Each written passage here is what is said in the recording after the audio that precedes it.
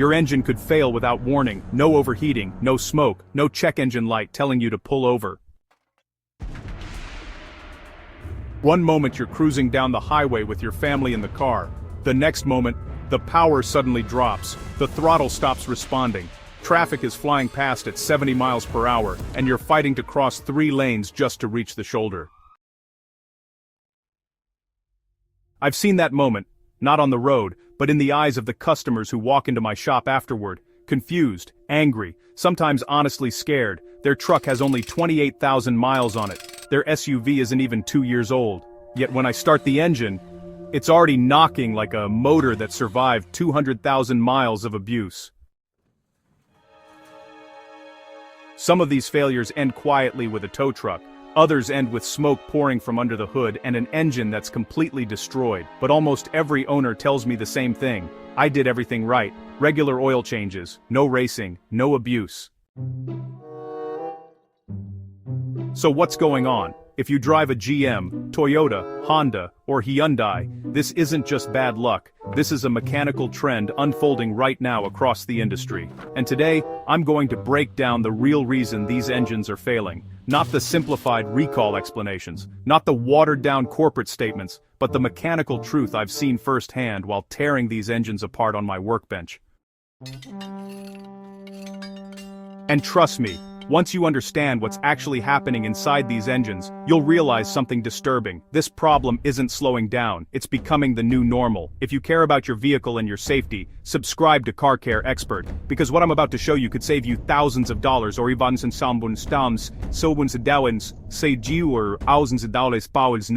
or even your engine. Now let's start with the one thing every failed engine has in common. When you tear these motors down, whether it's GM's 6.2-liter V8, Toyota's twin-turbo V6, Honda's 3.5-liter V6, or Hyundai's high-output 4-cylinder, the internal damage always tells the same story.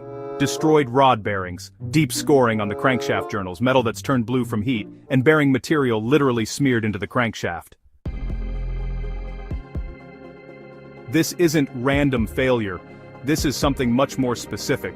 It's called lubrication breakdown under extreme load. Inside your engine, the crankshaft and bearings are never supposed to touch. Instead, they ride on a microscopic film of oil. This oil film acts like a cushion between metal surfaces. But when that oil film collapses, even for a split second, metal hits metal. And at thousands of RPM, metal contact is catastrophic. It doesn't just wear, it scars. So why is the oil film failing? After tearing down dozens of these engines, the pattern becomes clear. There isn't just one cause, it's a perfect storm of modern engineering decisions. Let's break them down. First, extreme power density. Modern engines are producing levels of power that used to require much larger engines. Today we have smaller engine blocks, higher turbo boost, higher compression ratios, direct fuel injection at extremely high pressures. All of that creates enormous cylinder pressure, pushing down on the pistons. That force transfers directly into the connecting rods and crankshaft bearings.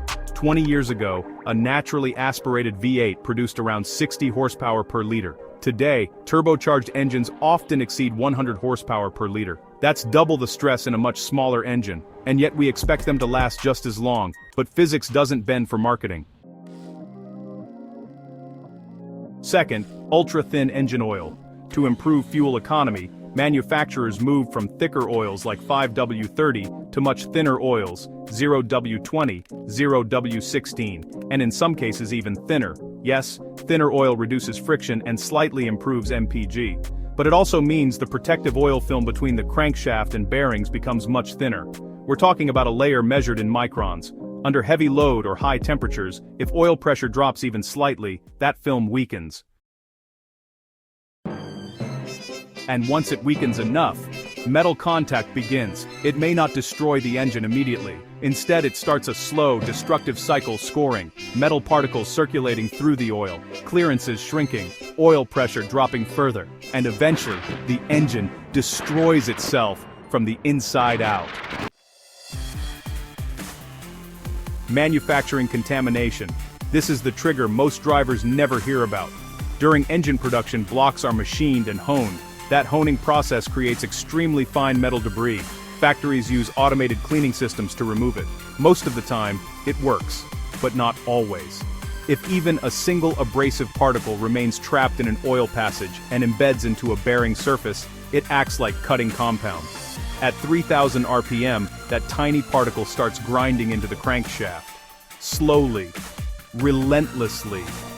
Over time, it leads to crankshaft scoring, heat buildup, oil film breakdown, and accelerating engine destruction. Turbocharger stress. Turbochargers operate in brutal conditions, temperatures exceeding 1,000 degrees Fahrenheit, spinning at over 150,000 RPM, and they rely entirely on clean, properly pressurized engine oil. If oil flow is delayed during startup or the oil becomes contaminated, turbo bearings wear rapidly. When a turbo begins to fail, tiny metal particles enter the oil system, and now the problem spreads. What started as a single component failure becomes a full engine failure. Start-stop systems. Every time your engine shuts off at a red light and restarts, oil pressure drops and must rebuild. And here's something many drivers don't realize. Most engine wear happens during these pressure transitions. Now imagine that happening dozens of times every day. Older engines rarely experience this constant interruption of lubrication.